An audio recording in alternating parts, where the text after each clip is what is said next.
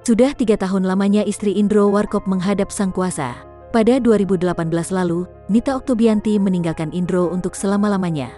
Kesedihan mendalam tentu dirasakan Indro Warkop dan keluarga.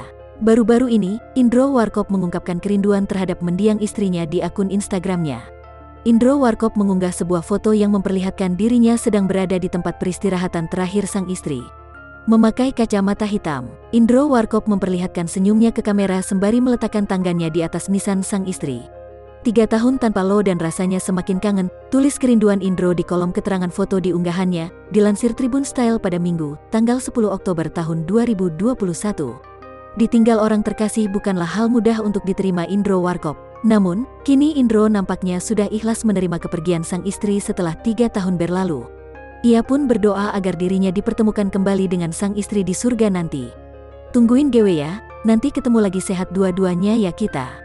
Love you, Al-Fatihah, tanggal 9 Oktober tahun 2018, imbuhnya. Beragam doa dari para selebriti maupun warganet memenuhi kolom komentar unggahan tersebut.